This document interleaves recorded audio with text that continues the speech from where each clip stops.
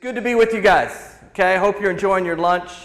I'm going to ask you a few questions from last time. Okay, and actually somebody got this. We did a questionnaire, and I think 3 people got this wrong, so I must not have done a good job of educating. But what is the primary way that we make electricity? What's the primary resource that we consume that helps us make electricity? Oxygen, good. What's your name? Daniel's all over oxygen. And hopefully you've been thinking a little bit about how you're taking in oxygen. We're going to look at 21 of you guys, 21 of you let us look at your oxygen levels and how you're taking in oxygen. And we're going to look at that in a second. We're not going to share any names, but I'll tell you that out of the 21, we had 3 that were breathing correctly. That's really encouraging. But hopefully we're going to change that today because I'm going to teach you a few things how to change your breath. But we had 18 people of the 21 that were not breathing correctly, and that's very representative of what's going on in our culture, where we don't realize how important us taking in oxygen, but getting carbon dioxide out impacts our entire body. Okay. This one's like double bonus points. Does anybody know what the software system is that we use to interpret the environment to figure out what's going on? It's 3 words. It's called something nervous system. The first word, can anybody give me the first word that begins with an A? What's that? Autonomic, right there. Good job. Your autonomic nervous system. If you can learn to control your autonomic nervous system, you control almost every aspect of your life. How you perform, your health, your overall wellness.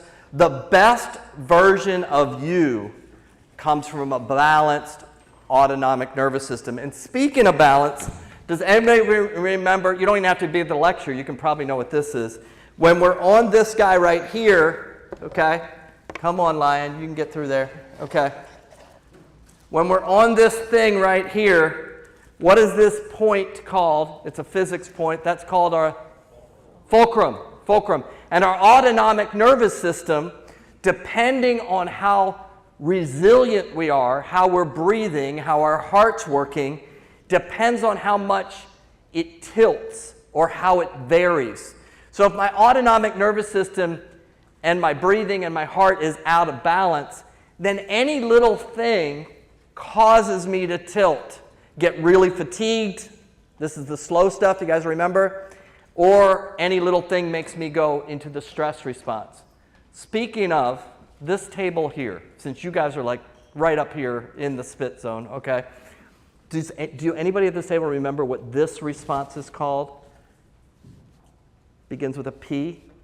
Do we have another table that knows what the P, it's a long word, parasympathetic, good job. So when I tilt too much, I'm too fatigued, too tired, I get depressed, I'm out of energy, adrenal fatigue, I'm tilting too much into the parasympathetic. So if this is parasympathetic, how about this table here? Anybody know what this is called over here? This is parasympathetic, this is called sympathetic. You might know that as fight, flight, fright. Anybody ever get into that state? Where you're just like, oh my gosh, what if this happens? What if this happens? What if this happens?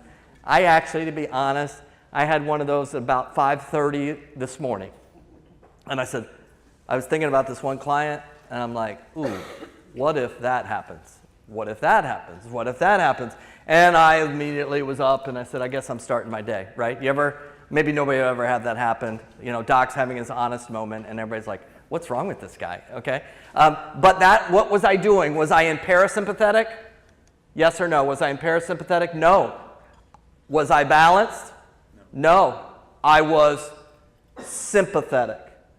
Cardiovascular disease, type 2 diabetes, obesity, allergies, everything that happens to us physiologically is either sympathetic or parasympathetic.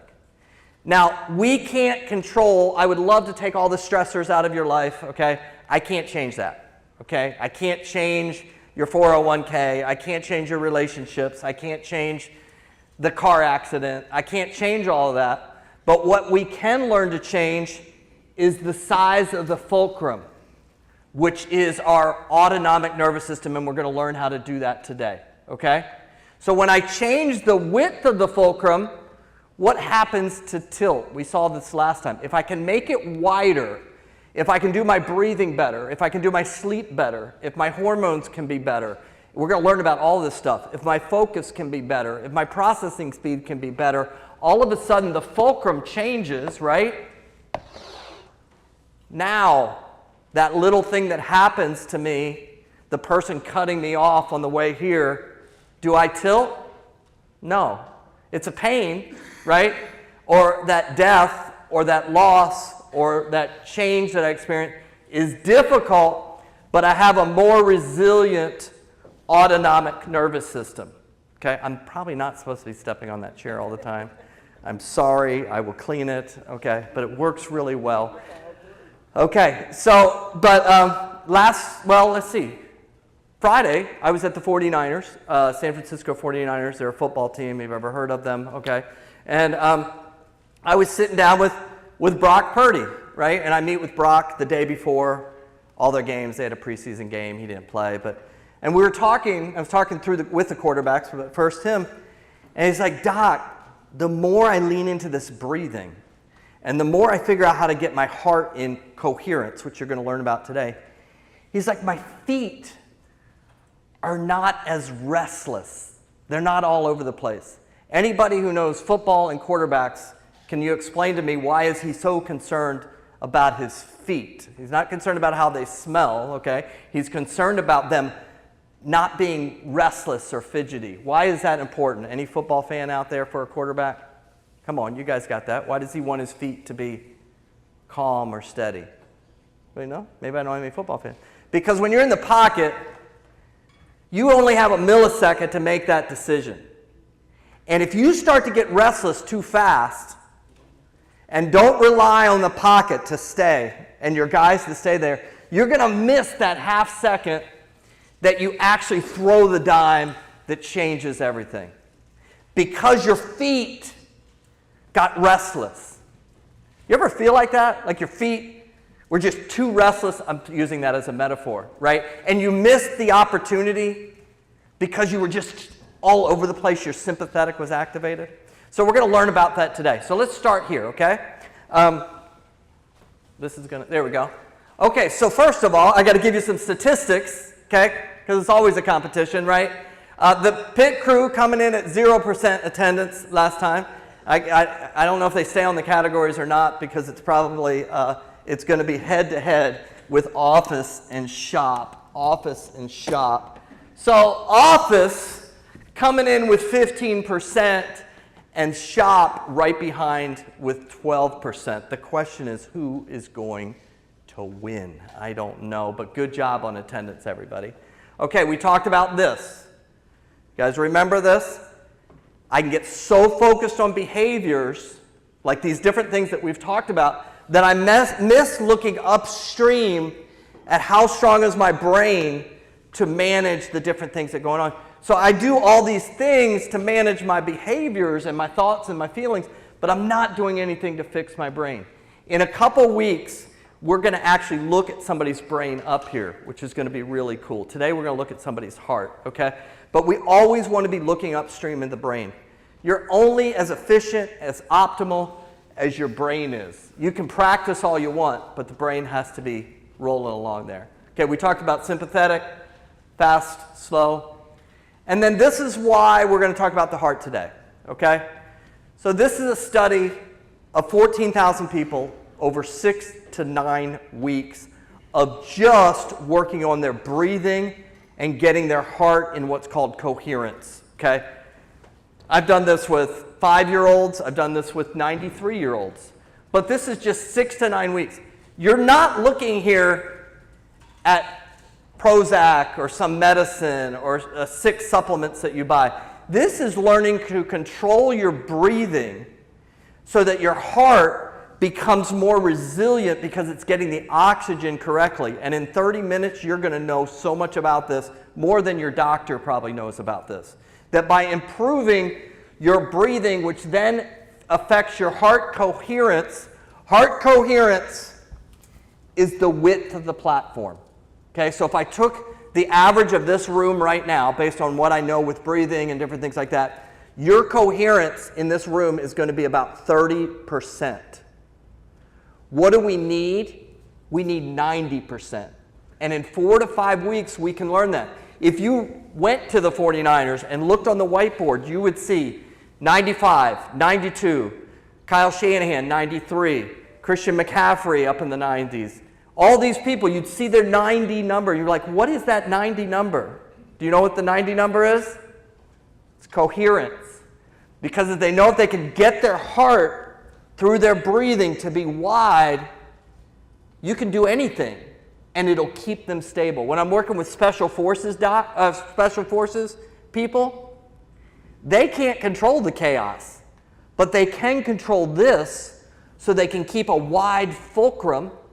So even the bullet coming over the head, that's a pretty good lion, a bullet coming over your head, right? It doesn't tilt them and mess up their shot on the sniper rifle, okay? It's building coherence, and we're going to learn about that. You may not have any of these things on here, but I sure would like to have some of them better, like my focus, my sleep, my calmness, less anxiety, fatigue, and depression. So I took this a little bit further. I did a study for a large insurance company that said, how could we help our people besides just giving them medicine and sending them to therapy? So we looked at 10 weeks of breathing and heart coherence, what we're going to talk about today. And you might not know statistics, and that's okay. But anything that's over 0.01 is called statistically significant, meaning it didn't happen by chance.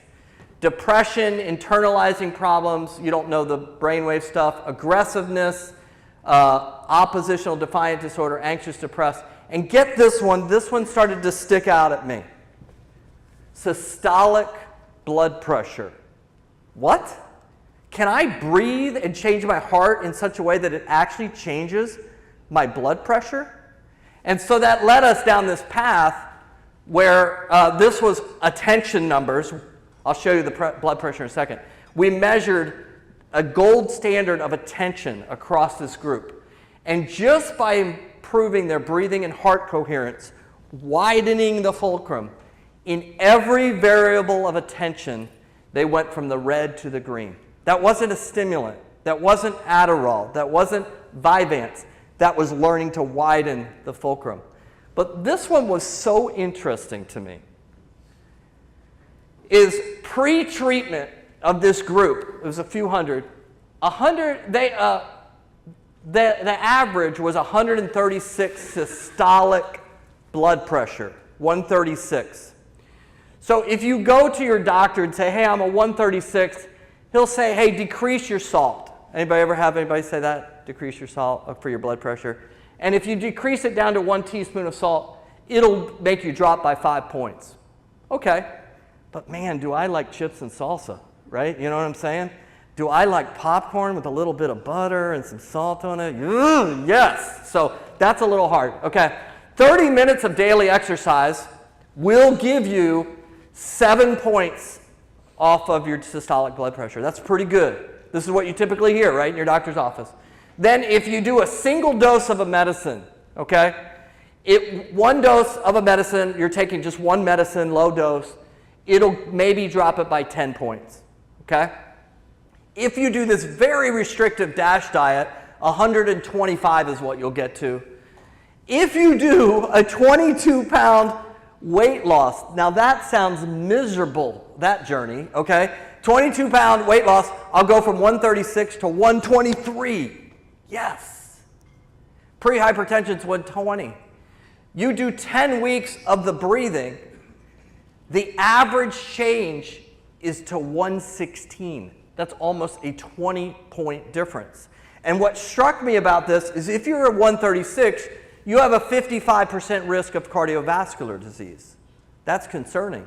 But I can take the same group of people, if this whole group averaged 136, And over 6 weeks, 6 to 9 weeks, we can get you to a 115, and we haven't introduced any medicine, changed your diet, done anything. We've just worked on how you're taking in oxygen. Do you guys think that oxygen is important? If it can do that? Are you kidding me? And it's free. Right? I don't have to call Walmart and stop by and get my prescription. Right? Like, I can learn to do this. Isn't that cool? You are fearfully and wonderfully made if you just leverage it correctly. Okay, so let's talk through a few of these things. Oh, I got a couple other things. So I kind of went on this tangent in like 2017. I'm like, how powerful is this stuff? So I took a group of anxiety and depressed people. So they had to be clinically anxious and depressed. We took 183 of them, and all we did was work on their breathing, heart rate, and some brain work over about 12 weeks, and they went from clinical to 82% of them. 82% went out of the clinical depression and anxiety category, medicine, therapy, all of that, to normal. What? How powerful is your breathing and your heart? It's very powerful. We did the same thing with ADHD, and in adults we hit 83%, and in kids we hit 70%. You're putting chemicals in that are changing the brain, maybe forever, but you're not stopping and saying, what can I do to strengthen myself? What can I do to work out, right? Work out my body through my breathing and heart rate. So let's go ahead and we're going to do just a quick example of how this heart works, and then we're going to look at somebody. You guys tracking with me? This is, maybe you don't think it's fun stuff. I like this stuff. It's kind of cool, right? You know, anytime I get to talk about myself, which is my body, what we're talking about, it's kind of cool, right? So we're talking about you. I'm talking about you today, right? So has anybody ever seen an EKG? It looks like this. Can you guys see that? Ever see that right there? Anybody ever seen an EKG? You got to see an EKG, right? Don't you watch like House or something like that, right? So you see an EKG and you see these little spikes. This is worth a $10 Starbucks card or Dunkin' if you can tell me what that spike is called. Does anybody? ST segment. No? That's close. It's very close. It's called the R. It's called the R. Okay, so whenever you have this, that's an R. And you have that, that's an R. And you have that, that's an R. And that's an R. Okay? This is getting deep, isn't it? Okay, that's an R. You have those spikes. So everybody take your fingers, put them right here on your throat. Push them nice hard. And do you feel a little beat? Just be quiet. Do you feel that beat? Just push it against there. If you don't feel the beat, please head out there and we'll have the ambulance waiting for you. Or you can use your pulse on your hand. Everybody feel the beat. You feel that beat? Every time you feel that, boom. Boom, boom. That's this guy. Boom, boom. And so if we've read that electrically, you feel it? If we read that, we'd see that happening, but you can feel it, right? Is it cool that from the time, even before you were born, that started? And that goes forever without you even thinking about it? I mean, that's kind of cool. Even on your worst day, you're the most amazing thing that exists in the universe. It's crazy how that's just doing that all the time. So this beat, I got all amazed about the heart. Okay, so this beat, in between this beat is a time span. A time span. Track with me here, okay? Time span. Does anybody know in the performance world what they call that time span and how it moves? They call it 3 things, or 3 letters. HRV, heart rate variability. Heart rate variability. And heart rate variability is a big predictor of your health, heart rate variability. So let's see if we can track with me here. Between each of these, there's a time frame. And if I took somebody who had a pulse of 60, so somebody has a pulse of 60, and every second that would beat, how many of those would we have if they had a pulse of 60? We'd have 60 of those. So every second they're beating. You get, this is going someplace. Okay, this is very important. Okay, so do you get that? So now what happens though is some of us don't beat on the second. Some of us beat on like 0.7, 0.9, 1.2, 0.9 variability in between there, okay? Who do you think is the stronger person physiologically, is going to live longer, less disease? Two people, they have a 60 heart rate, but one, it's happening every second, and the other one, it varies, 0.7, 0.8, 1.3, 0.9, but it averages to 1 second. Which one? We'll call the first one Bob. Bob is every second, and Bill, it varies, but it averages out to 1 second. Oh, this is a trick question. Which one is the strongest, has most resilience? Which one? How many think it's the first one, Bob? Okay, that's what I would say. But it's actually Bill, okay? Because Bill's heart has more flexibility to it. See, Bob, if I say something that kind of ticks him off a little bit, he tilts. Because he's so rigid. It's just every second. Bill, he has variability, and so he can flex. We want to increase variability in our system. Even though he has a bad rap, probably the best known distance of variability is Lance Armstrong. It was unbelievable how varied his beats would be. Well, where would Lance always... Lance was a famous biker, you know, that won the Tour de France many times, but he also got accused of doping, okay? But the thing where Lance would win is in the mountains. So stress would come on, and because he had greater heart rate variability, he had more flex. Make sense? Okay. So let's look at this. And Jake, can you help me with a volunteer? Let's bring, who was going to volunteer? It was Mike. Come on up here, right here, bud. Thanks. Okay. So I'm going to put a little thing on the computer, and Mike's going to help us out. He's going to put this thing on his finger, and we're going to look at his heart in a second. You can sit in that chair. Okay? Thanks, Mike. You just put that on for him. Okay? Thanks. Okay. So let's look at something here, okay? Give me 1 second. Okay. So before I came today, I went ahead and took two readings of my heart, okay? So this is what you kind of do for fun, right? Is I did 2 readings of my heart, okay? So this is that first column. This is 90 seconds, okay? So see this?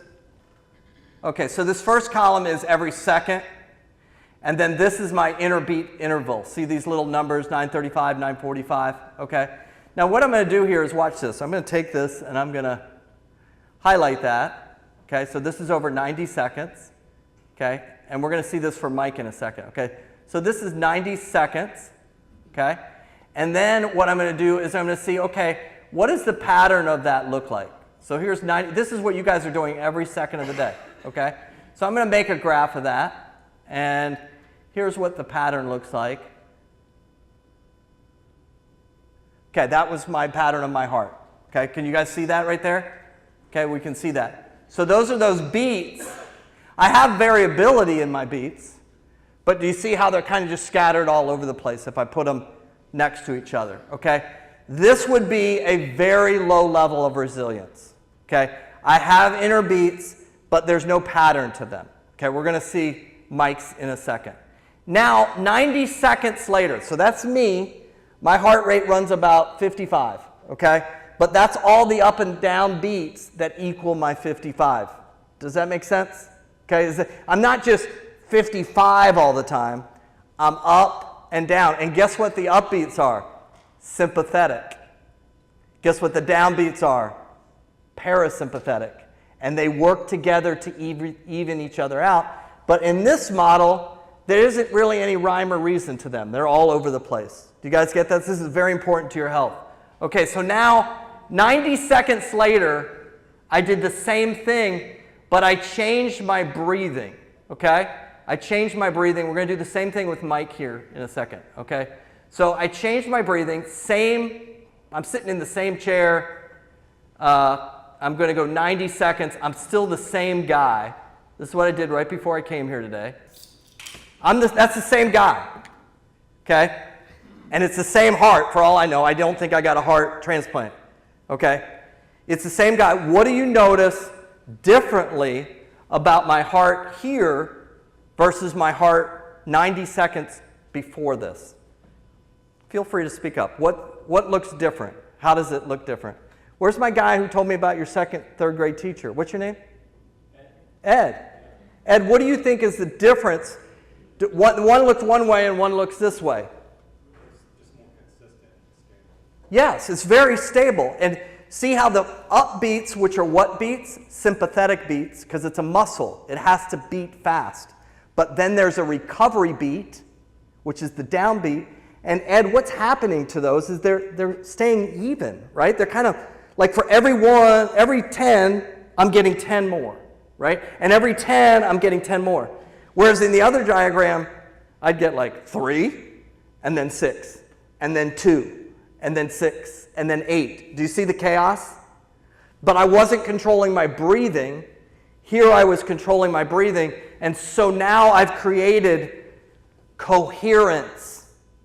Why is coherence good or important? So my coherence here is 95. My coherence on the other one was 20. What is a 20 coherence?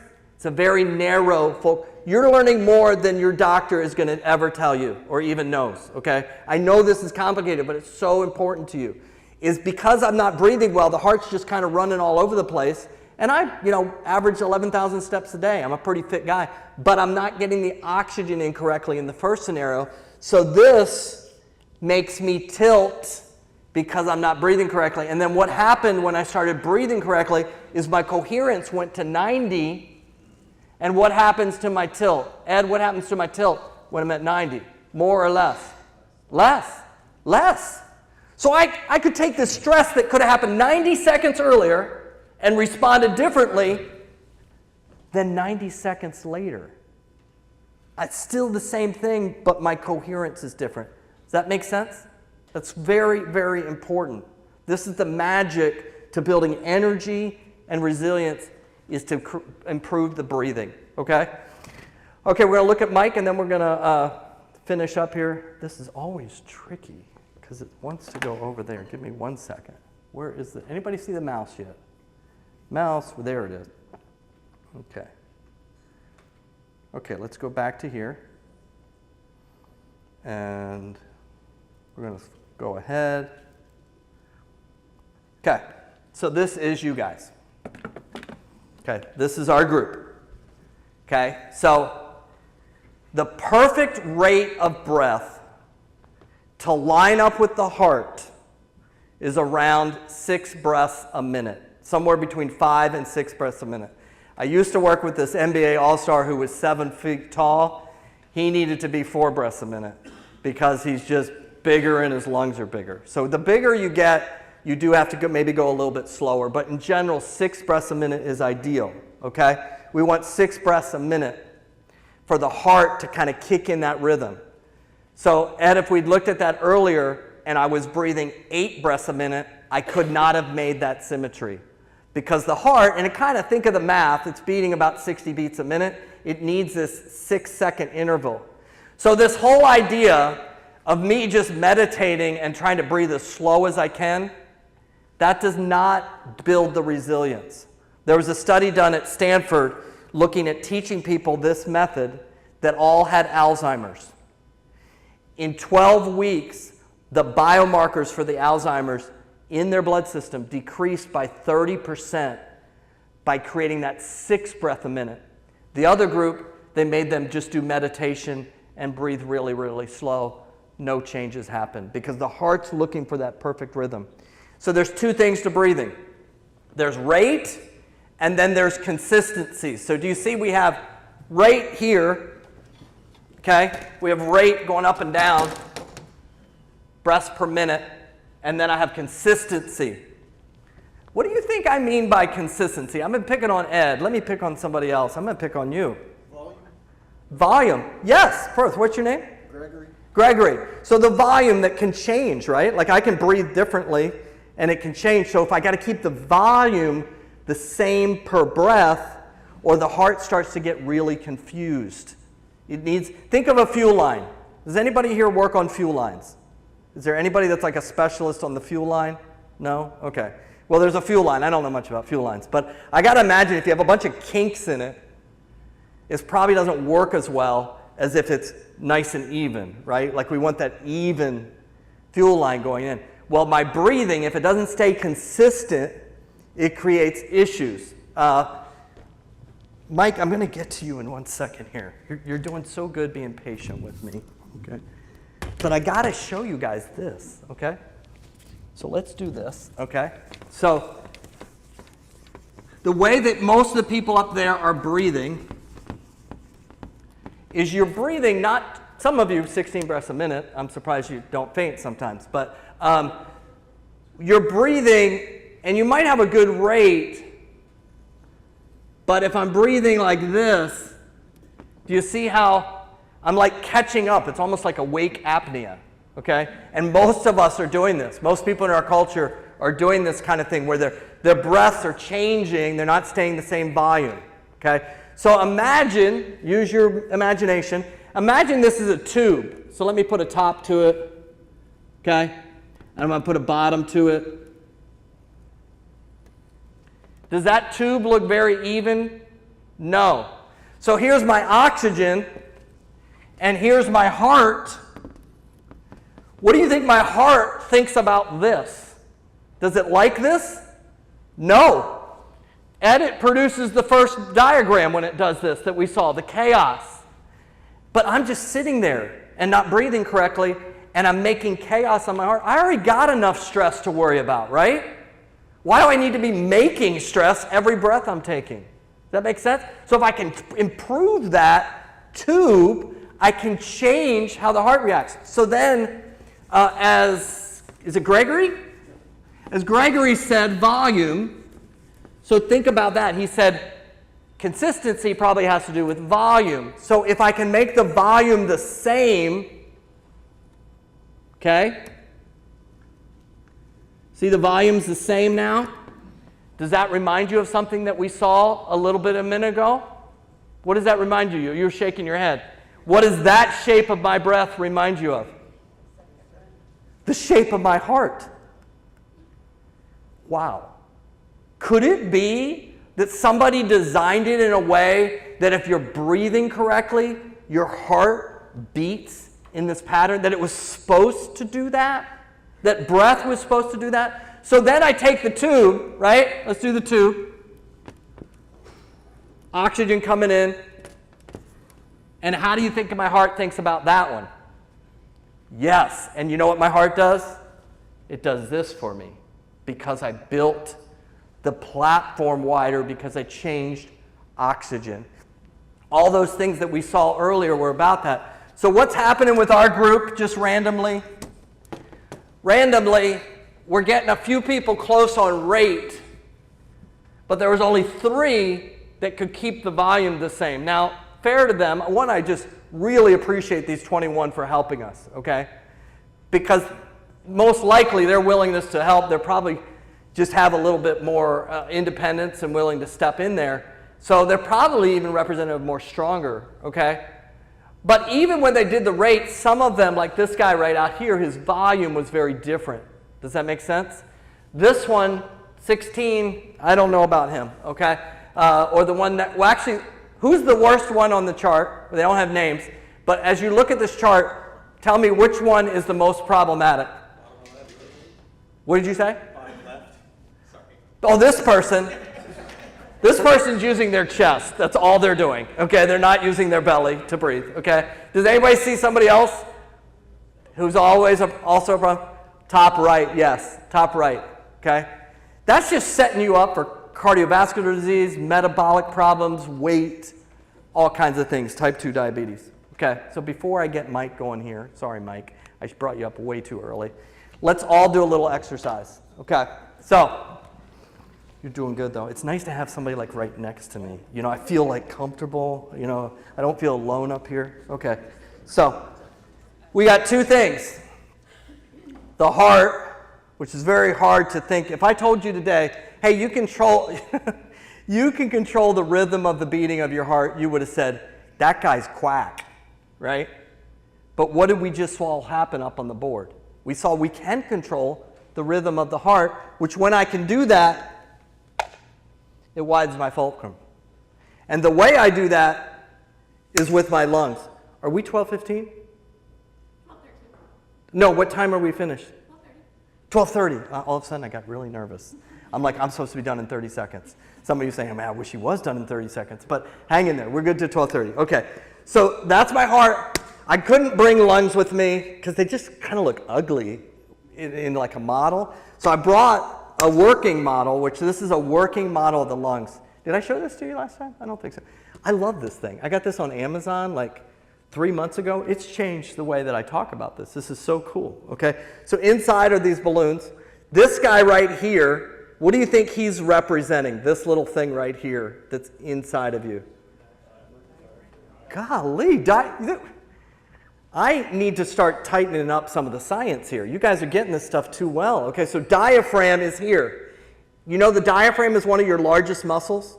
It has more mitochondria than I think any muscle in the body, okay? It's full of power and energy. What happens when your diaphragm goes? Big problem. I do a ton of work with people with ALS. And the issue for them, because of the muscle problems, the neurodegenerative muscle, isn't the fact that they can't move their hand, it's they can't move their diaphragm. And that affects the lungs. Okay, so when the diaphragm goes down, what happened to the lungs? They inflated, okay? When the diaphragm goes up, they completely went out. That's a physics, okay? How do most of us breathe? Our chest. Compression. We're doing this. We're compressing and we're not engaging. Our diaphragm's just sitting there. It's like this useless tool that we're not using because we're breathing like this. We're not breathing in a way to make the diaphragm go down, open up, and then to make it go up. And because of that, we can't get in the right rate and we can't get the right volume. So this is what I want us to work on. We're going to move our diaphragm. Okay? We should put signs around the building. Move your diaphragm. Move, come on, let's move the diaphragm. Okay, so diaphragm, okay, I'm just off in left field. Okay, so diaphragm, the way I move it, which you have this built-in mechanism, is that when I push my stomach out, it makes this go down. Okay, so watch this. So if all I have to do is go like this is very attractive, out, and I know my diaphragm dropped, and I know it created a negative pressure, which that pressure is way more than this against the rib cage that fills my lungs up completely. Okay? Now get this about the lungs. Poor Mike, he's up here for this whole thing. Okay, so get this about the lungs. Inside your lungs, you have these little hair-like structures. They're called alveoli, okay? Every lung, do you think we have more than 100,000 alveoli? Yeah. Do you think we have more than 1 million alveoli? How about over 300 million of these hairs per lung? You have 600 million, like catcher's mitts. And they're trying to catch the oxygen. 600 million in your lungs. That's nuts, okay? Those 600 million, if you took them, they would be the size of the space from that window to this wall and about half this room. The surface area of the 600 million alveoli would be half of this room.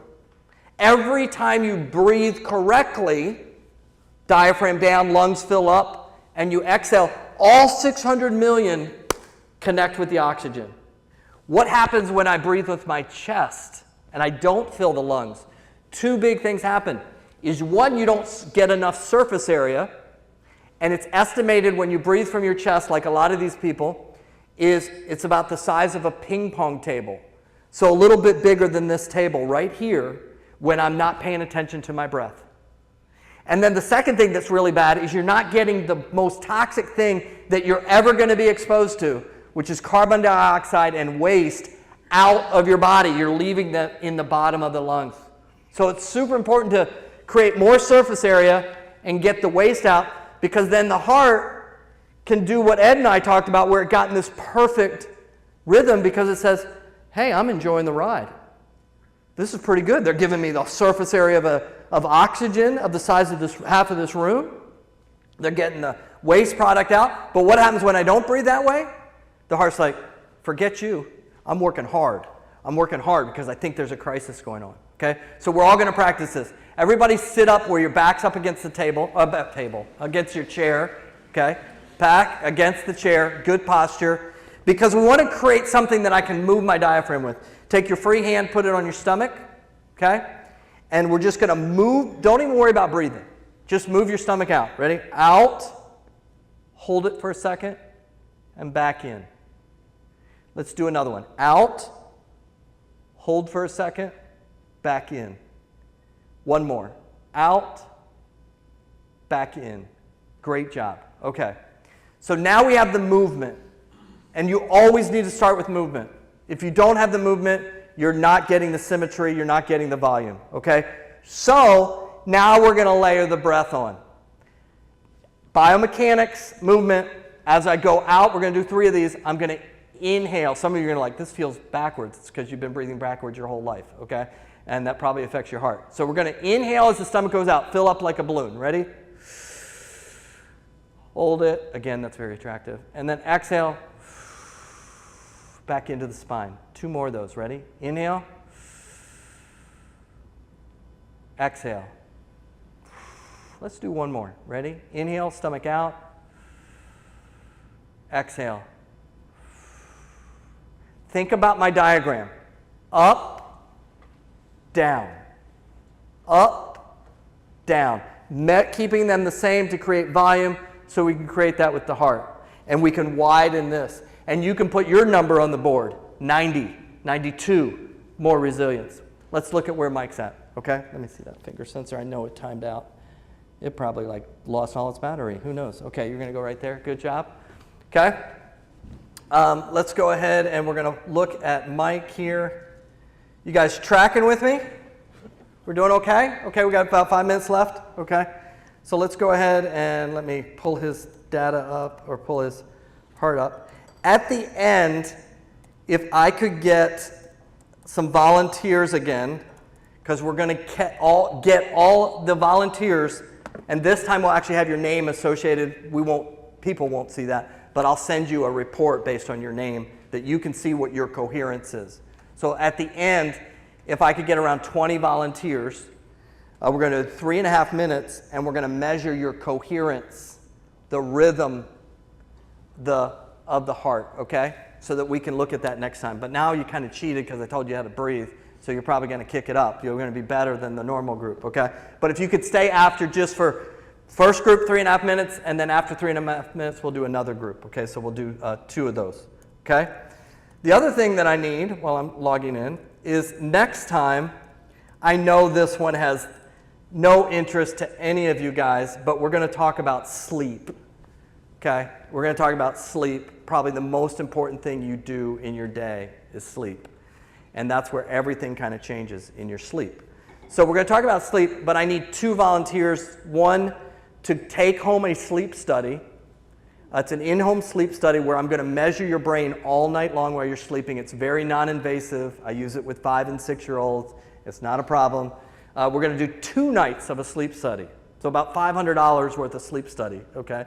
We're going to do, but you have to be willing to let us show the group what your sleep looks like, okay? Not how you sleep, but what your sleep looks like as a brain. And then the other one is I would like a volunteer to measure oxygen saturation while we sleep. Because if you're not taking in oxygen correctly while you're awake, it's a problem, and it's also a problem while you sleep, okay? So we're going to look at that next time. So I need 2 volunteers. Come up to me if you're willing to do that, and I'll give you those to take home, and then between now and our next lecture, we will look at those, okay? Let's see. Okay, we're not going to do it right now, Mike. We're going to do it with other people later. Let me see, unless it's under there. Nope, okay. We're out of time to kind of do that. Next time, I'll show you what everybody's breathing and heart rate is. Okay, so to finish up, let's thank Mike for sitting up here the whole time. Okay, thank you. I'll get that at the end when I have a chance to get the Bluetooth connected. We have just about 5 minutes left. Any questions? Because last time I didn't do questions. Any questions that you have about heart coherence and breathing? You guys got it down? Did it make sense? Does it make sense? Okay. Okay. Yeah, go ahead. Can you influence HRV? Yes. How would you do that? You're going to improve HRV through fitness 1, Okay. but before fitness, and this is where the world's kind of missed it, is oxygen will. So if you do this every day, 8 minutes, your HRV will actually start improving, and you don't even have to change your step count or anything else. So you can build that through getting that consistent breathing. And if there's a couple people in here that are actually working with me directly on a breathing heart rate program, just working on optimizing who they are through doing some training. And that's available to any of you in here. We're doing half what the normal price is, so you get all the equipment, work on your breathing, heart rate, and brain. If you're ever interested in that, just send me a text. Or if you have somebody that you'd like to get an assessment on, or me to do assessment with you, we still are offering the $250 price on the brain, the heart, the breathing for you or any family member. As long as you're from JGR, you get that discount. So that card will let you do that. One last thing. Any other question, and then we're going to throw the QR code up. Yes, sir. Question specifically on like oxygen. So like over a period of time, like as you grow from like a child to an adult, if you have any like any physical problems that may compromise your breathing while you're sleeping, can that like develop or hinder like brain function? Absolutely, absolutely. So all those variables that we said that we were improving through HRV and breathing, they would go in the opposite direction. It's very interesting. We've always known historically that with depression, that there's a high risk for cardiovascular disease. We've known that forever. But it wasn't until about 15 years ago that somebody started asking the question, what about if the heart problem is actually causing the depression? And so some researchers started looking at coherence and started saying, instead of giving the person antidepressants and therapy, which those are good things, let's build their coherence. And what they found is when they got the heart stronger, they actually improved the depression better than an SSRI or anything. So compromised breathing can affect all kinds of things because it sends you into sympathetic. There's a few things that send us in: environmental, mind, and physiological. That's what send us in.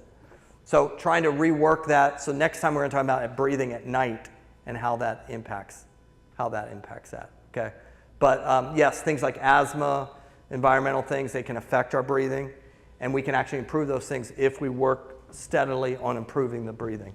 Let me pull up your QR code, and then we will call it good. One last question, if anybody's got one. All good? Yes. In the graphs that you showed, I'm trying to connect variability and consistency. Yes. So I would assume variability would mean more spread, and consistency is what we directly saw. So I'm just trying to connect them in my head and how to relate to them, because like the spread was kind of the same in both of them. So Yes, it was. I assume the variability is the same, but just the consistency has changed. It just so happens that they're the same, but the left bar up and down was rate. So think of the average. What's my average breathing? So we had 3 people that averaged 6 breaths a minute. The rest, we had somebody averaging 16 breaths a minute. So if you're wondering why you're short of air right now, it's because that person that's breathing 16 breaths a minute is taking all the oxygen. No, I'm joking. I'm talking about the Excel graphs. Oh, the exhale. Yeah. Okay, go ahead. Sorry. Yes, in those, the 2 graphs that you showed for yourself, Yeah. one after 90 seconds and one Yeah. before the 90 seconds. In those ones, like comparing both of them, the spread of the data was somewhat similar. Yes. I'm guessing, so I'm guessing variability, wouldn't that be similar? Yes. But the second one had a very high consistency, which was very clear. Exactly. So in all this space, when you Google HRV, heart rate variability, every performing optimal person on the planet will be working on HRV, but they're not working on consistency. And so that's where you miss the target. It's not just Lance had a 40 range, I have a 6 range, okay? It's not just range of variability, it's the pattern that Ed and I were talking through, okay? Great. Great questions. All of you have the free book that you take. This group, I need to get your names and numbers. Actually, text me on there, and I'll get you your Dunkin' or Starbucks, whatever you want. You guys, looking forward to sleep. I need my 2 volunteers on the sleep. It was great. Mike, sorry we couldn't get to that. Okay, we'll see you guys. Great job.